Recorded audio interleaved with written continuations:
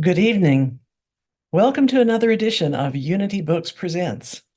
Tonight, I get to introduce you to a brand new book called Headphones and Heartbreaks.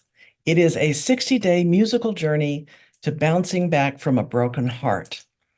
I'm here with the authors, Tikeisha Harris and Janelle Harris Dixon. I have a lot of questions for them. Uh, I've asked them to read some short excerpts from the book later so you can get a flavor of it, and then we'll take your questions. So go ahead and put your questions in the chat whenever you think of them, and they will be funneled to me to ask Keisha and Janelle later. And before you ask, yes, this is being recorded, and we will send you an email with the link, which you are welcome to share with other people. You know, lots of things in life can break your heart, but this book is about getting dumped. It could be divorce, a broken engagement, the end of dating, but we're talking specifically tonight about the end of romantic relationships. So let's jump in. Let me ask the authors, how did this book come about? I felt Janelle giving me that look. So it happened that Janelle and I ended up heartbroken at the same time. And so we were meeting at Chick-fil-A crying over chicken sandwiches together. And so Mhm. I was just like, we should make something of this. And so that was really how it was born, is that magic of Chick-fil-A, girl crying, and the spirit sparked an idea for us to make it more than what it was, just tears. Because you were Yeah, already friends, right? You met in college? Yes. yeah. Yes, we were We were- already friends. And Janelle mentioned this the other day that we don't play this up enough. We actually became really close as friends because we experienced heartbreak coming out of college as well together. So that was what kind of knitted us together and made the best friendship come about. And so then we did it again. And in your regular life, Keisha, you're a minister and Janelle is a writer, Yes. right? Yes. Janelle lives in DC and Keisha is somewhere near Baltimore. Yes. So you're close enough to meet at a Chick-fil-A and cry into Well, at your that time, I walnut was in fries. PG County, so that was like 15 minutes away. It Okay. Yeah. was right there. She moved away from me. I did. I Oh. moved further away. So basically, this book is about how you recovered from heartbreak using music and God. Um, hmm the title Headphones and Heartbreaks came from where? A I had playlist? a playlist, yeah, that I had from a previous heartbreak. I'm just racking them up here. So previous heartbreak, and I had created. I used to walk at the wharf before the wharf in DC now has been heavily gentrified and modernized, but it used to just be a wharf, and so I used to go and walk by the water and listen to music when I was walking, and I found it like really therapeutic and cathartic.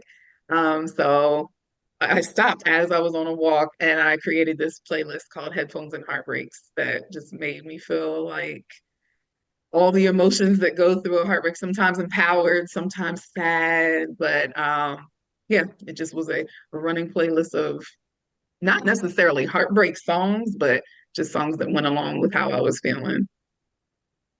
Right, because some of them are conquer the world songs. You know, I'm Woman, Hear Me Roar. That's not one of the songs, but that feeling sometimes came through in the songs. There is a Yeah. playlist that goes with the book. They mentioned a song in every single essay in this whole 60 days of recovery. So we made a playlist to go with it, and you have to buy the book to get it, but the URL is in there. A book about heartbreak sounds sad, though. Is this a sad book? Absolutely not.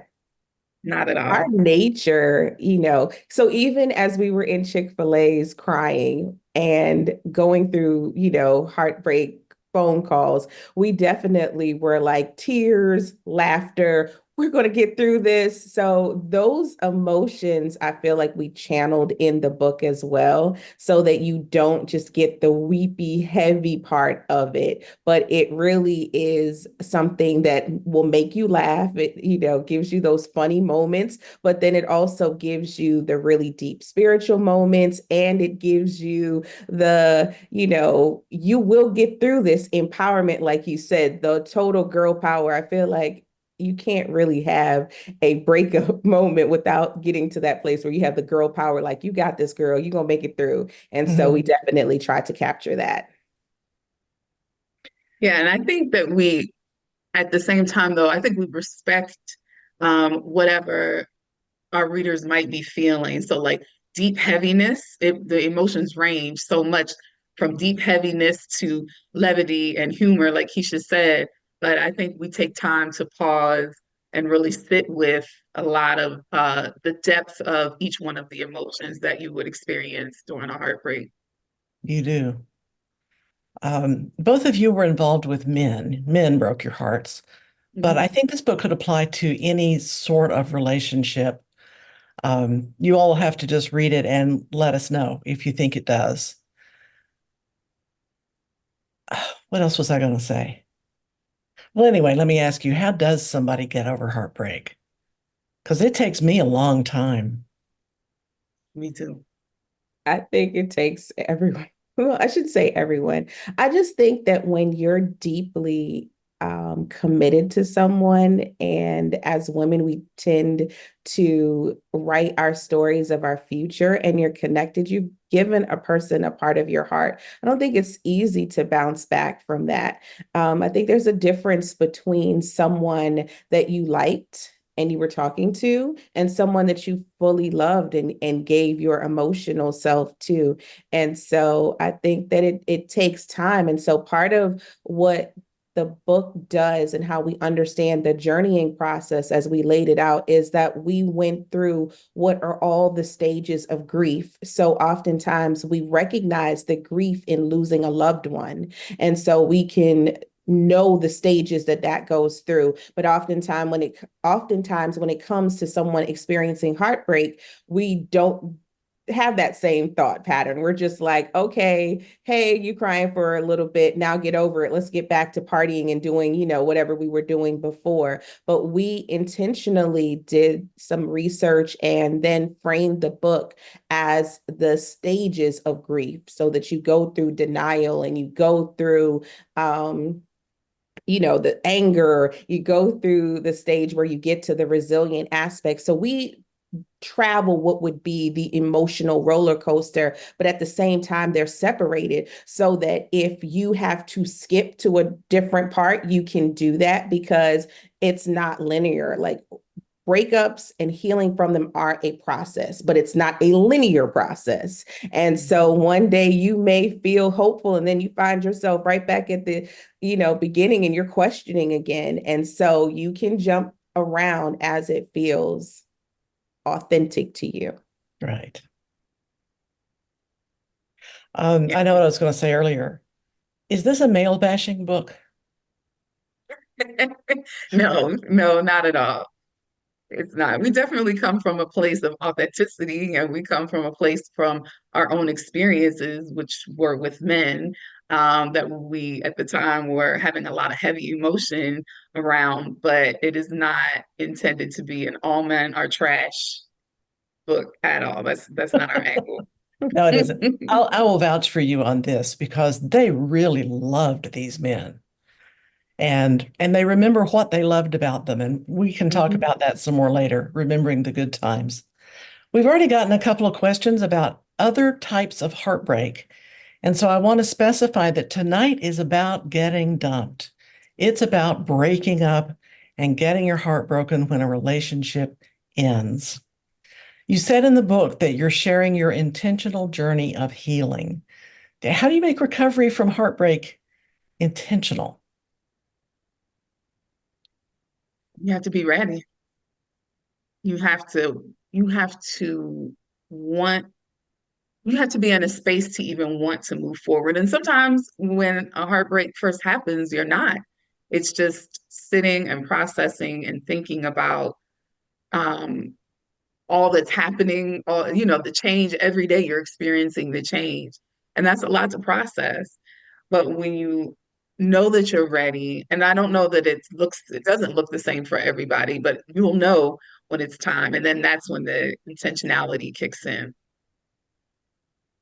So part of what we did with the book as well, I think, as it relates to intentionality, and the first intention to me is buying the book. That is Mhm, the first, note to self. I want to do something that is going to change the trajectory of how I feel.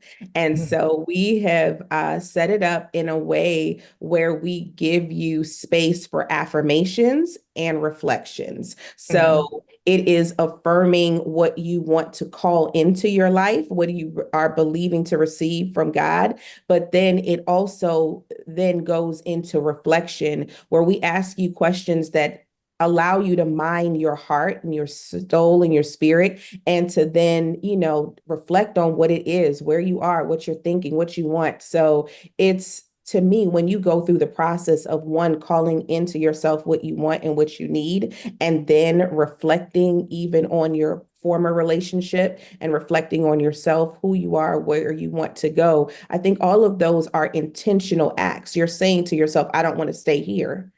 mhm, And even though we called it a 60-day journey to bouncing back, it takes as long as it takes, right? mhm, And the stages are not linear. You have more than five, but it's like any kind of grief. It may take a long time, and all the feelings may overlap at once.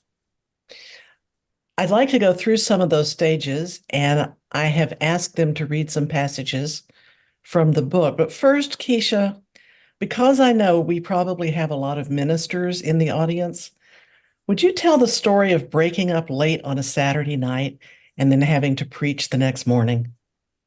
Yes. So I feel like this resonated with you, Reverend Ellen, It because did. you know what it means to be a preacher, and Saturdays, how they are their own sacred space where you're going through, your process of looking over your sermon, finalizing it. And so I usually shut down. Most people know I don't really go out on Saturday nights. I don't accept Saturday night activities because I know, Mhm. like, I want to be focused for Sunday morning. Well, unfortunately, that did not happen this particular day. And so I got finished with my sermon, and you get that, whew, I'm ready to, go to bed. And instead, I looked at my phone, which was away from me. And so what I realized is that the person who I loved was actually not faithful. And so that, just came through at what would be the most inopportune moment, obviously, because I wanted to be fully rested for Sunday morning. And but it was so late, I didn't have the opportunity to call and to say, "Hey, can you switch me out for somebody else?" And so I had to do what I had to do, so to speak. And I'm in a place of shock. Your brain is not fully comprehending what you've learned and what you're experiencing at that moment. And so I really was like, okay, I've got to show up. And all I could do was really, I know that I've said this prayer before. It wasn't the exact words, but I've had to say it on numerous occasions, because life does not seem to care the fact that you have to preach in the morning. Sometimes things happen that are beyond what you can control. But I've asked, I'm like, God, you know what I've prepared for, you know what I'm dealing with right now, but I just need you to hold me up enough that I can do what you've called me to do in this moment. And so I preached, and, not to brag on myself, because that's not really who I am, but I think it was one of my best sermons. It was an anointed sermon. Uh-huh. And I remember, though, coming down from preaching the sermon, everybody is like, great job. What powerful word. And then Janelle was there. I hugged Janelle, and I crumbled like a paper bag with, like, the dribbling, like, and it comes out there in that moment what happened. But what I think is very clear is, for me, the power of God's grace in our darkest moments, that something, that the spirit within us just comes and gives us what we need to be able to do what we need to do. I love that She preached story. down the rafters that day. She preached she preached the house down.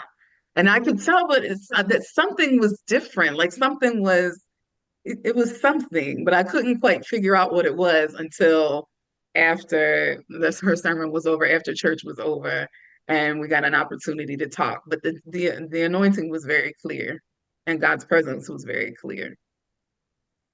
Interesting.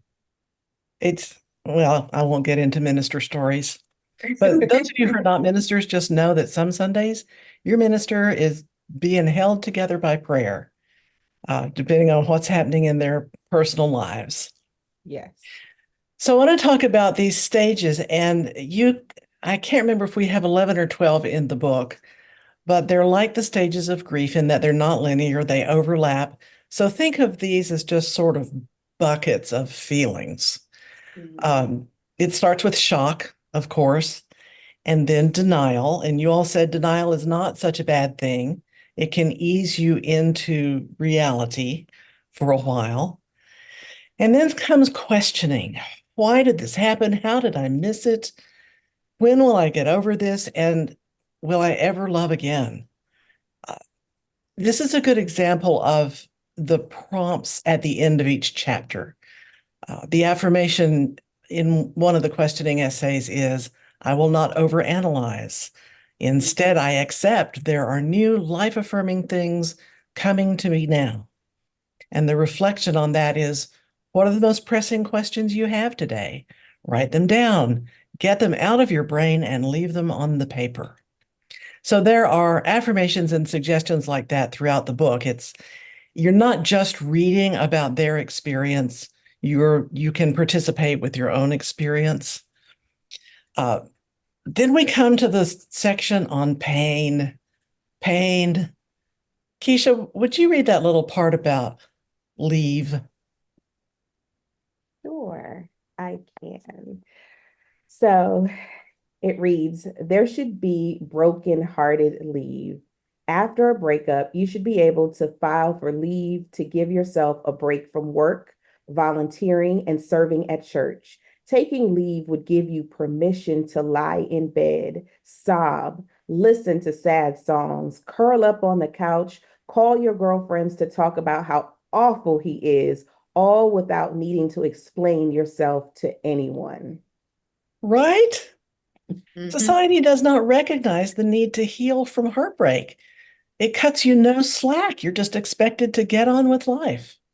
So this essay says you have to make room for it yourself. And how do you do that? Are there some ways to do that? So this particular chapter is inspired from a Monica song called Get Away. And so it's just the fact that sometimes you need to get away from what you're experiencing, but practically, how do we do that? And so you do that by creating intentional Sabbath rest for you to say to yourself, this is a period I have to pull away. I have to prioritize myself. I have to prioritize my well-being. I often think about, they talk about on the airplane, you put your mask on first before you can take care of others. And just referring back to the idea of what it means to be a minister is that oftentimes we're thinking about all the people that are depending on us. And this is just a reminder, when you are in pain, it's okay to say, I can't show up, to every meeting. I can't be there. I can't minister because I have to take care of myself. And so it forces us to think about our long-term well-being as opposed to short-term. And so it's actually inspired also by a quote, that just reminds us of this intentionality. It's from Audre Lorde, and as she was going through, cancer treatment, and she was experiencing her own pain, and she's a revolutionary activist, but she had to realize that self-care is in and of itself its own revolution. So taking care of yourself, getting away, and prioritizing your own well-being is what needs to happen. Care for yourself. I love Yeah, that. Self-care is a radical act. it is. Hmm. Okay. Janelle, in this section on pain, you had an essay called Unchosen. And it's when Hmm. you find out that he's already moving on. He's got a new girlfriend, he's even getting married, and he's a better man with her than he was with you. You Hmm. had some lines that I loved. You said, you invest and cultivate. The next girl reaps and benefits. And Hmm. later on, you said, no more build a man projects, I swear. This is okay. I have to confess, as an editor, I was putting notes in the margins like, OMG, yes, I so identify with this. This book brought up a lot of stuff for me that I guess may not be healed yet. But would you read from Unchosen about when he finds somebody else? Sure. Um, oh, of all my little sticky notes. Do you have the page number, Reverend? Oh, I have it. I have it. I have it. 45. Okay. Um, when your ex finds another partner, it can be tempting to self-compare or reduce yourself to points on a why her and not me checklist. You are more than a collection of characteristics and traits. You are a force of energy and spirit, and your value isn't based on anyone else's perception, good or bad. It's very possible that you are the answer to someone's prayer or the embodiment of a desire God has for them that they haven't even thought to pray about yet. This is only the end of your love journey if you say it's the end. But if you make the courageous decision to stay open and invite love in, it'll find you again. Yes. Then And comes I the do believe section that. on anger. After the pain comes the anger. I wrote Um, almost the whole section on anger. well, I love what you wrote on anger. And my favorite one of your essays is called Smite My Enemies. So, so while you have the book in your hand, would you read from that, please? Yes, well, Reverend Ellen, I have to thank you for that title. It is it's so perfect and it made me laugh, but it definitely goes along with the essay. I definitely, when I saw the title, I said, this sounds just like you, friend. This is definitely what you would have titled It it. is so it is it's so perfect. I want God to avenge my hurt. I want him to make that man feel my absence in his bone marrow, to wrestle him down into the biggest aha moment of his whole full life and force him to pay attention to the empty space that now exists where I used to be. I want every new attempt to rebound or fill my spot to be a failure. I want him to struggle for a while, and I want him to be fully aware that this is all because of the way he treated me. May the creative hand, may the creative hand of divine justice deal him good old fashioned get back. I love that. May the creative hand of divine justice deal him good old-fashioned get back. Now, not all of their prayers are like that, but sometimes you just have to ask God to take care of it. Yeah, And Keisha, you wrote at various points about wrestling with God during this process. How could God let this relationship fall apart? What are we to make of it when things don't go our way? Your line was, sometimes it seems like God has broken your heart too. Yeah. How did you reconcile that? So this point is something that I very much still think about, as life moments happen, because breakups aren't the only thing that really, put us into this questioning and needing to ask God, why would you allow this? But it's something that I definitely still wrestle with. As a matter of fact, I wanted to do a podcast episode on it because I was witnessing a viral moment from a Christian comedian. She was on the couch talking about dating, and then she was just saying that God doesn't disappoint you, and her wig slides back. And I said, well, I don't know if this is proving your point right here, because that was pretty disappointing that God would allow your wig to slide off as you're on camera. very. But but more seriously, I think that we all have those moments. I think about Job. I think about Job's wrestling and asking God questions. And so I think that we're often in our humanity wrestling with the things that break us and hurt our heart. And it's a place, I'm not one of those ministers who tells you that the humanity of our experience doesn't cause us to talk to God about it. And so in reconciling, I believe that I've talked to God about it. I'm okay with the questioning. And I recognize that at this point, that there are things that I would have wanted God to not allow to happen to me. But they happen. And so where I find God in those moments is how he's kept me in them. And so I have no denial or wondering or questioning about God's actual love for me. It is just that I've watched God keep me in the midst of those hurtful places. And, but I will let God know, I wish you wouldn't have allowed that, but thank you for keeping me in it. And what I think is true about this book and about this experience is that I've learned to understand that even when things come to us that we may not have wanted, that it doesn't have to be wasted, but that God can use it for something that's greater. Not that he allows it, because that's not my theology. We don't have to suffer in order to get the glory. But, when suffering does come into our lives, God has the ability to still allow it to be used for some good. Mhm. Yeah. The next section is on depression, and both of you recommended leaning on other people. Janelle, you had a little section about that I wanted you to read. I think it's on 94. Okay. Yeah. Social, cultural, and spiritual conventions say you're supposed to be strong because you're a woman, especially if you're a Black woman, and even more if you're a Black woman of faith. As believers, we're taught to turn everything over to God's loving care and worry about nothing, except life can get messy, and we're wired with responsive emotions that don't always dissipate with the flip of a Bible page. We need people around us who can connect with our spirits and love us through the painful places. Yeah. And at the same time, feel the pain. Yes, and Tisha, I empathize think with it. you're the one who said you have to be painfully selfish, Yes. and it's even okay to wallow for a while.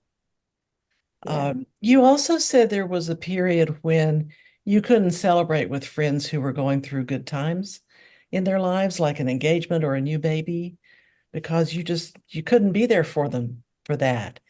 And you said, I loved this line. You said, rarely is your circle all in the same season of happiness or mourning together. Mm. And there was Yes. one little paragraph I wanted you to read about that. Yeah. Joy comes in the morning. Yes. Let me go over to page 102 here. Joy comes in the morning when you allow yourself to remember that you're loved and you're not alone. Embrace that truth whenever loneliness tries to creep in and drag you into the slump and pain of heartbreak. So we start to turn the corner in this book with a section on reflection, just reflecting on it all. And this is not about self-recrimination or blame. It's not looking even just at what happened in this relationship, but who you are in relationships. Mhm. One of the songs they listed was from Beyonce, Best Thing I Never Had, who sings about being grateful to have dodged a bullet. And Mhm. Janelle wrote, I hit the praise button for each and every prayer God has answered with no. Mhm. And reflection is also the time to appreciate what was good. You're getting clarity on the whole experience. So I've asked Janelle to read actually a whole page that I really love in this book. It's called Letting Go.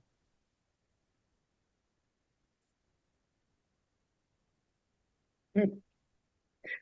What's the page number? Uh, Try one Oh, I time. have it. I have it. Every time I get ready to doubt myself, I have it. When women fall in love, we generally fall all the way in, Black women especially. We're fiercely protective of our husbands, partners, and boyfriends because outside of the interpersonal mechanics of our relationships, there's a system historically committed to imprisoning them, dehumanizing them, traumatizing them, and ultimately destroying them. We work hard to make home in all of its iterations a safe, loving space for everyone there. Because of those issues, Black women's love often comes with an overflow of empathy. And unfortunately, we've also inherited an enormous capacity for letting things slide. That's meant tolerating men's varied expressions of emotion, trauma, and inadequacy, and loving them in spite of what the normal hardships of life and the extra hardships of Blackness turn them into. Basically, we take too much mess. I was caught up in a weepy hoot and holler about my sadness when the Holy Spirit said, "You always say you want to be a blessing to someone, so you were a blessing." It was one of those moments when God serves you so crisply, you can't do anything but shut up and think. It took me a while to be okay with that nugget of revelation. I'd wondered why I couldn't stop being nice to my ex. Now I know it's less about him than it is about me and the kind of loving person I am, in spite of who he was and how he behaved. I pray for the help to say goodbye with a little bit every day. I wrestle with a lot of unanswered questions and unresolved feelings, but I'm thankful that I put love into practice. Yeah. I learned a lot from that page. Mm, You thank also wrote you. about how we attract damaged people because we're unhealed. Yeah, yeah. And my pastor at the time, he really was part of the revelation in that one. Yeah. And Keisha, you talk about how heartbreak brought you closer to God. I think I picked a passage for you to read on that too. Heartbreak helped me to know God was my foundation because I turned to my faith for comfort. I discovered what the ladies in church mean when they say Jesus is a heart fixer and a mind regulator. He restored me and darn sure kept me from losing it on my ex. I also learned what being clothed in my right mind means because there were moments I thought I would break from the weight of unrequited love and heck, just being done wrong. Every experience allows you to encounter God in a different way and offers the chance to get deeper into God's nature. Mm. Yeah, even when it hurts. Janelle, this reflection section is also where you wrote about breaking up when you have kids. Mm. And I love the scene you described where your daughter, who was probably what, 14, Hmm. in the doorway and said, "Mommy, I can't believe you're crying over a man." She was disgusted. Would you talk about that experience? Because they break up with the child too.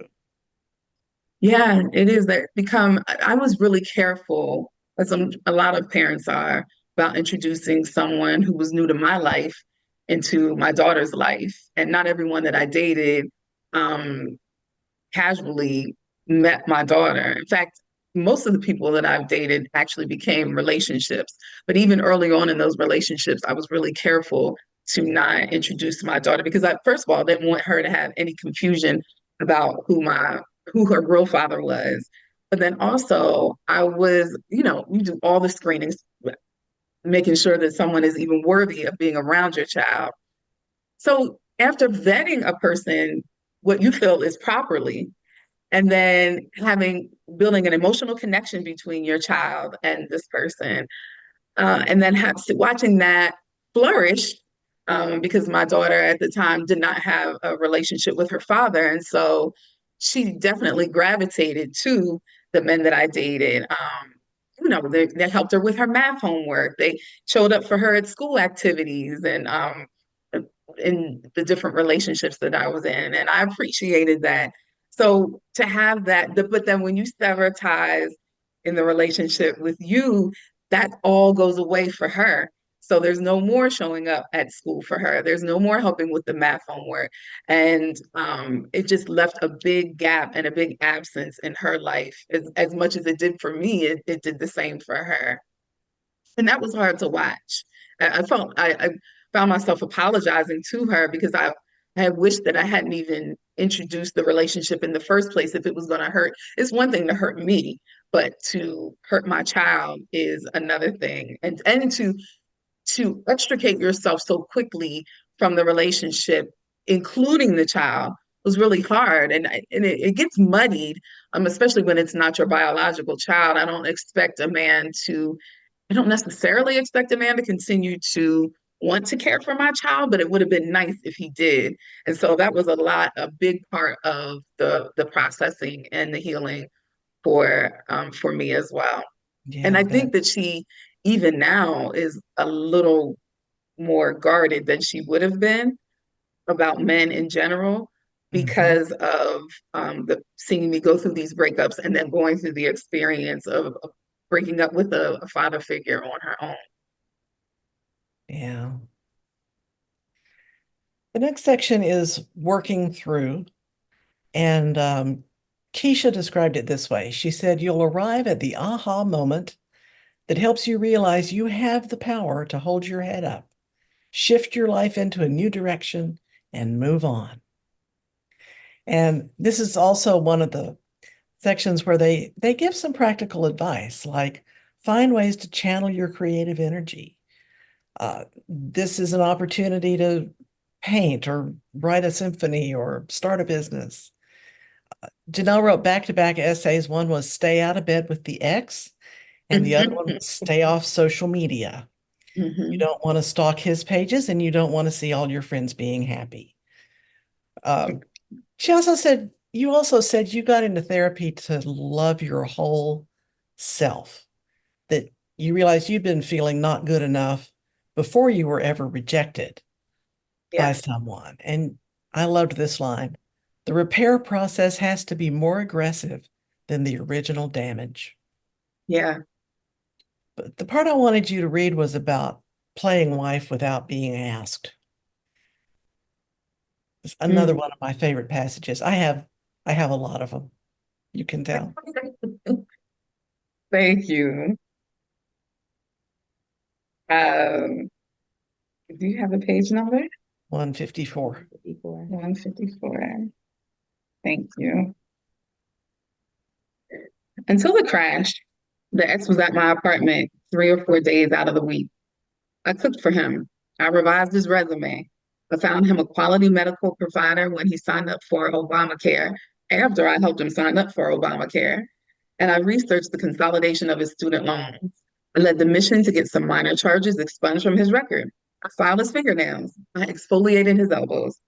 I exfoliated that Negro's elbows, y'all.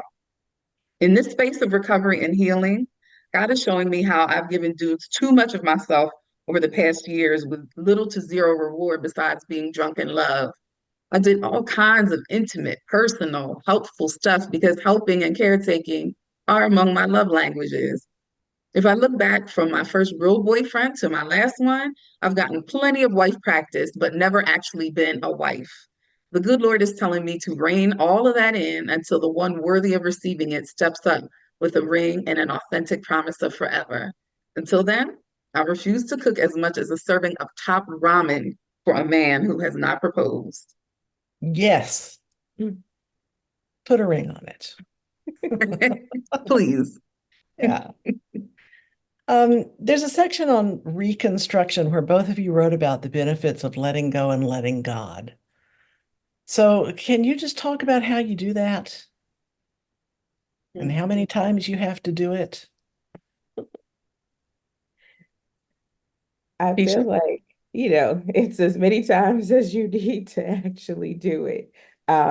Because they're just moments that creep into your mind where you want to take control and you want to do it. And even just sometimes just pressing fast forward, rewriting your story in your mind. And I think as many times as you need to, you just have to kind of step back and just remind yourself, okay, God is doing this thing, not me.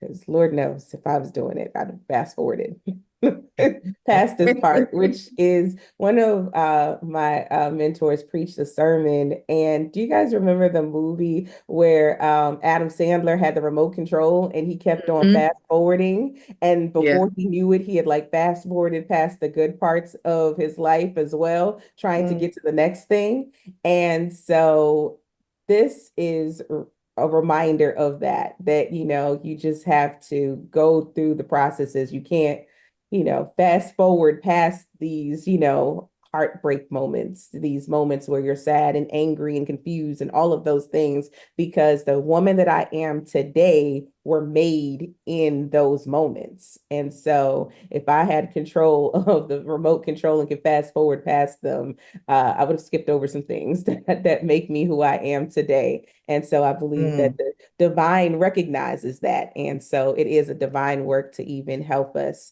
reframe who we are based on the things that we've been through, the lessons that we've learned. Like even just hearing Janelle share the parts of her story, those came out of her recognizing who she was, who she wanted to be, dealing with those people, forgiving who we were at those times, and, Hmm. saying, okay, that's who I was. That's not who I'm going to be moving forward. And so to me, that's all divine work.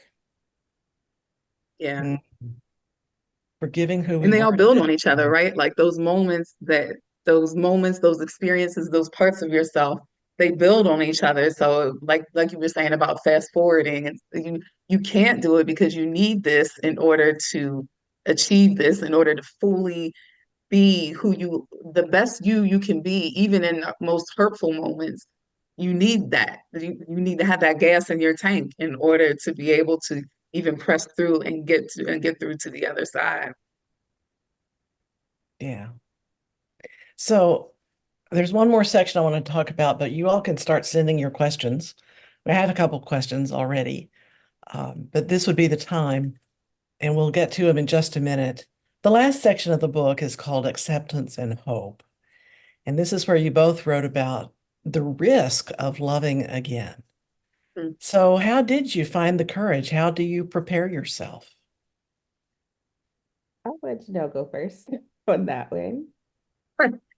I went to therapy. That was a big part of. I had been in therapy already, and I love my therapist. She was awesome. And the day after the breakup, I went into her office and I just wept. Like I just wept. And I had been in therapy for like 2 years, and then she was like, "You've not even cried one time." But that day, all I did was cry. And so it just was like a building, the building point, like the really jump off point of like being candid about being transparent with myself and really understanding how my pieces fit together. I do this because I've done this, and this is a habit I hadn't even noticed. It's a pattern, my cycles. Like I just hadn't really noticed these things about myself. So really it was like hazing almost. Like I had to get broken down in order to build myself back up and understand and then catch myself when I was having repeat behaviors. Mhm. So I love my friends. They played an integral part. Keisha was my rock, my mom, my daughter. But my therapist also was a key person in my comeback story. I was gonna say that for Janelle, as she was saying that, I distinctly remember a conversation that we had where she was saying, she's like, "Yeah, I don't think it's ever gonna happen for me. I don't think that's what God has for me." And us being like, I don't know if you should write this off yet. Maybe you should just stay open and hopeful, like let's just live and see what happens as opposed to resigning to it will not happen again. Mhm. Yeah. um, I think for me, my journey really had to do with a lot of introspection, a lot of reflection, and a lot of prayer. And um, confronting, you know, I was going to say confronting God, I guess is probably the best thing I could do. It was a lot of prayer time, a lot of reflection. I'm a journaler, hence why, Janelle and I both journal, hence why we even put reflections in the book. And so there was a lot of journaling. And so sometimes I look at those journals and I'm like, "Ooh, baby, there was a lot that happened here." And so Yeah. there was a lot of reflection, a lot of work in that way for me. I don't know if at that point I had ever had the it won't happen for me emotion. I may have, Janelle may remember that. I don't remember Mhm. that being part of my phase, but I do remember that there was lots of reminding myself that this is not the end of my story, that there is more life to live and I'm going to live it. But being able to forgive myself, get over things, just do a lot of work in that respect for me. Yeah. I remember at one point putting together Keisha. I don't remember Keisha going through that point. Keisha is infinitely optimistic and positive, even in her most down moments. I am not. And so I remember going on Facebook and asking, and I was supposed to be under my journalistic guise to ask people a poll, a survey. How many times do you think the average adult falls in love?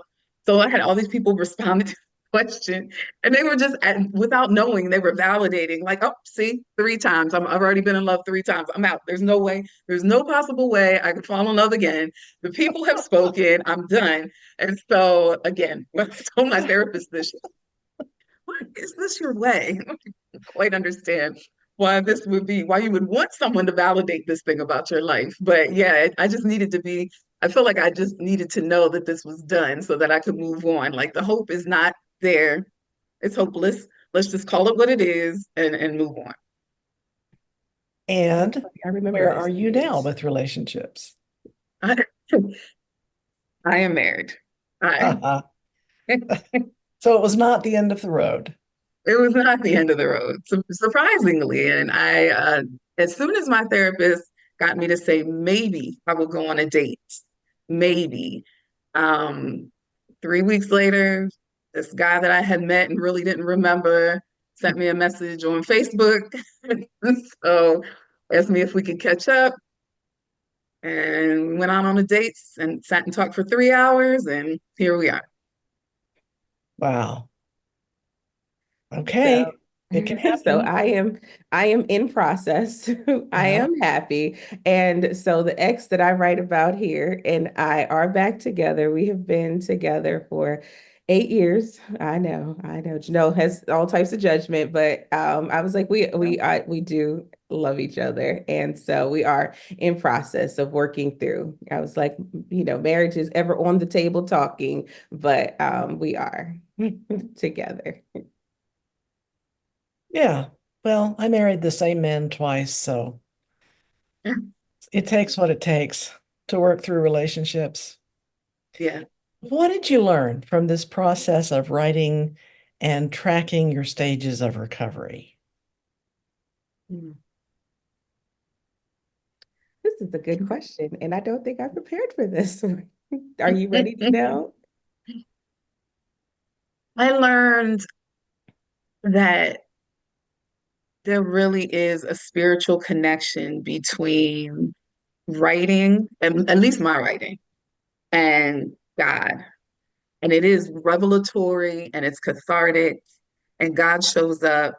And like when Keisha was mentioning that we journal, I referenced a lot of my journal entries, to make sure that I was getting my story straight a little Mhm. bit, and then also to pull from that emotion and that fire that I was writing, at the time that it was happening. And a lot of these we wrote in the moment. We wrote these entries as they were happening.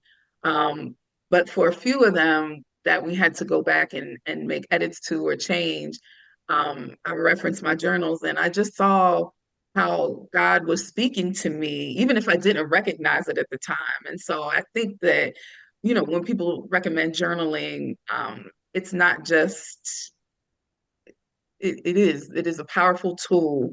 And that's what I learned, that even as I haven't been a writer for as long as I've had, it'll be almost 20 years. Next year, it'll be 20 years. Yeah, next year that I've been a professional writer, but seeing God show up in my writing, was really refreshing and rejuvenating and re-energizing for me to say, that this platform, it matters. And the things that you write, even if no one else ever sees it's not all for public consumption, but even if no one else ever sees it, for you to know and to honor your story in that way. I think that for me was a lesson that re-energized me. Okay. So I have my answer. I think there's several things here for me. One, I will give to Janelle because Janelle, as a writer, is extremely authentic in her telling of stories. She does not hold back. She will explore the, deep, dark, raw emotions of things that many of us guard.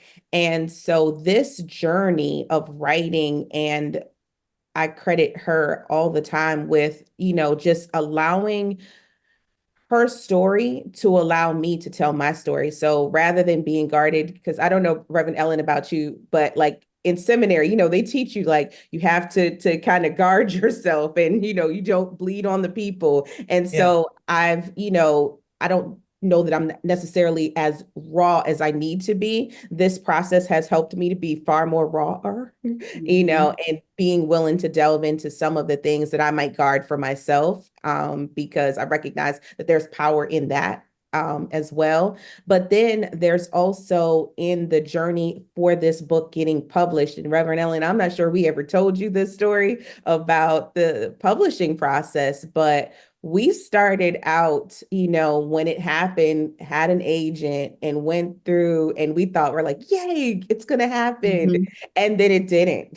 And it got put on the shelf. Then we were going to self-publish, and it didn't happen. And it got put on the shelf. And so 2 days before the first part of the contest was due, one of our accountability writer friends sent it to us and said, hey, what about this? Would you guys be willing to do it? I know it's almost there. And so the Holy Spirit prompted her, because she was like overthinking it, because much like me, I'm an overthinker, but she was overthinking, like they only have 2 days. They're probably not going to do it. But she said the Spirit kept pushing her to do it. And I worried that Janelle would be the one to push back, because Janelle and videos are not her thing. But she said, Not at all. sure, let's go ahead and do it. And so what it taught me in the process is that what God wants to do in the earth realm, God will do. So even for all the no's and all the rejections and all of the hold ons, like I've learned to persevere, to keep on going, to keep on waiting for when it's going to be the time. And for me, that's an important aspect, Mhm. because I will quit things. Interesting. I'm like, it's not taking off enough, and Right. just quit it. But we wholeheartedly believed in this project. We wholeheartedly believed that it was divine. And so, God kept tapping, and at the right time, the door opened up where people who saw the value in it, were able to put it into the earth beyond just us. So that's, Yeah. I think, part of the process that I've learned in this here journey. Keep Interesting. going. So my Yes. side of that story is that it started in 2022. Unity Books was running a contest for the next great spiritual authors. And Keisha and Janelle submitted this book as an idea, because I only asked for ideas at first. And then they sent me some samples, and I was like, wow, these people are really good writers. And of course, I was probably over-identifying with what they had been through. But I think a lot of people will identify with what they've been through and how they came out of it. And so they ended up being the winners of the Unity Books contest. And the book is finally out. Publishing takes so long, but it is available. I'm sure they've been putting in the chat where to get it. It's on Kindle, it's Amazon and the Unity website. Uh, so we have a couple of, let's see, this is a comment. She says, love this book. It lets you realize that others are feeling the same emotions you have struggled with. Um, Mm. her name is April Dixon. Is that some kind of relative, Janelle? April. Yes, that's my auntie. Oh, okay. And then the next person said October 17th, will be the first anniversary after my unwanted divorce. Any Mm. specific advice on getting through the first anniversary? Mm. So Mm. my first thought is Janelle is the person who is an anniversary rememberer. And Mhm. so she will always do things. I'm like, anniversaries. I mean, she'll be like, this is the first time you got a haircut anniversary. Like, that's how much she is an anniversary person. And so the first thought that I have is I remember one of the times John was brokenhearted and I just knocked on the door and I showed up with a brownie and ice cream, brownies and ice cream, and we ate. So I would suggest that you craft a day that is for you and you Mhm. surround yourself with people who are affirming of you. Throw yourself a party, babe. Like, just remind yourself, like, have a you rock party, right? And just Mhm. invite the people in your world who would celebrate you and, just get them to write things that affirm you. So, create a space where it would be a hard space for you and you probably will cry. You probably may, have the moments of breaking down, but make sure you're also giving yourself a space where you can celebrate you and that you have a chance to remember the people who see you for you. Because oftentimes we start to rewrite our story and, we forget all of the great positive things about ourselves and we allow the breakup to define who we are in a negative way. But this is an opportunity for you to celebrate you and remind you how great you are as a person. Yeah, and I think make it about you, like Keisha said, make the day about you. But also, I think building a tradition for yourself is really like kind of takes the power back from that particular day. And it just gives you the opportunity to look forward to it. If you know you take a trip every year on this day, if you know that you go to your favorite spa, if you know that, you camp and go hiking in a certain park, or maybe you like to go to travel to different areas or and not do the same exact thing, but follow a theme. Whatever it is, I think building tradition, a new tradition, a new thing to celebrate and honor on that day is also really valuable. Mm-hmm. Thanks. So I have another question for you. Can you name a favorite song from the playlist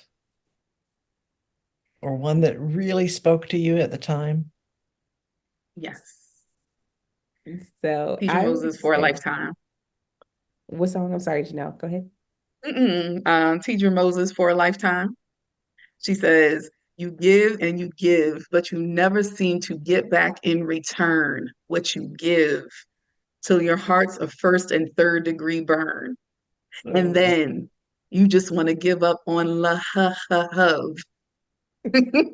not the run, too. And then she says, you're going to get yours. So I was gonna say we only referenced one song in here from Lemonade, but seriously, every song on that album is such fire and truth. It And is. I mean, we could have just written the book on Lemonade, okay? It came out after the breakup, but I remember distinctly Janelle and I being in our separate homes, and I was on the couch with a blanket singing along to the videos as they were coming on. And I'm like, oh my God, we called each other afterward. And I was like, oh my God, Beyonce captured everything that we were feeling. Yes. And so, Yes. hands down, I would have to give it to Lemonade, the whole album. Mhm. Mhm. Um, I'm looking through the chat now myself. I had it off. And what I'm finding is just lots of praise for you two. Thanks, ladies. You're awesome people. I'm on a journey that holds me in gratitude mode. Also a journal writer. Let's see. Someone says, yeah, God definitely is on time. This is wonderful. Thank you both for letting God use you and your gifts and talents. Somebody just said awesome with a lot of exclamation points. This book empowers us to seek God while taking responsibility for our own healing.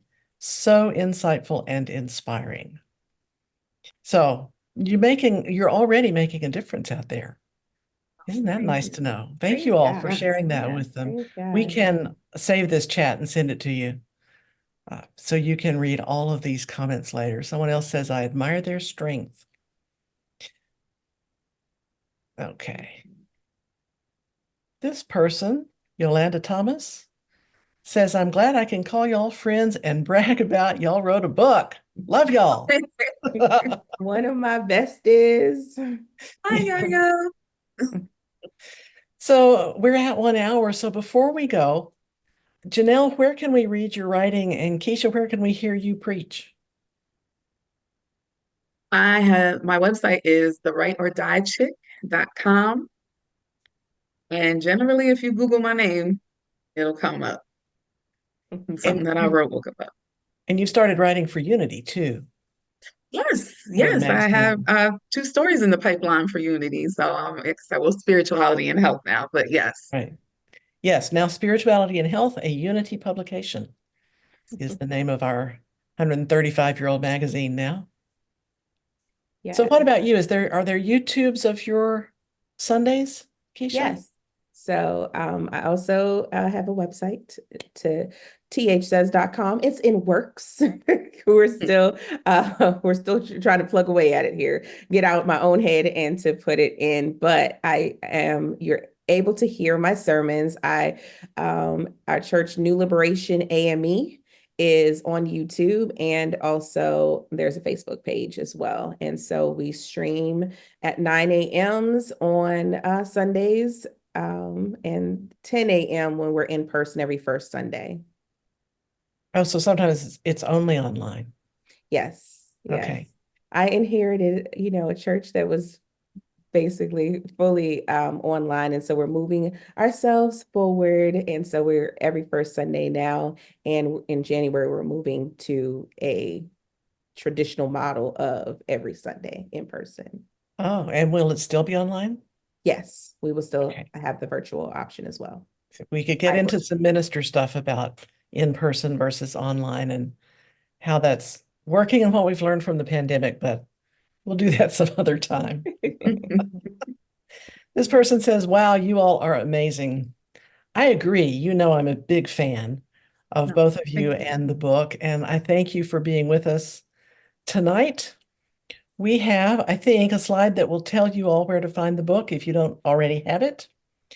And we'll be back with another Unity Books Presents in February, a book called The Healing Tapestry. So watch for that. Thank you all very much. And And thank you, everybody Reverend be Thank nice. Ellen. you. Thank you, Reverend Allen. Thank y'all.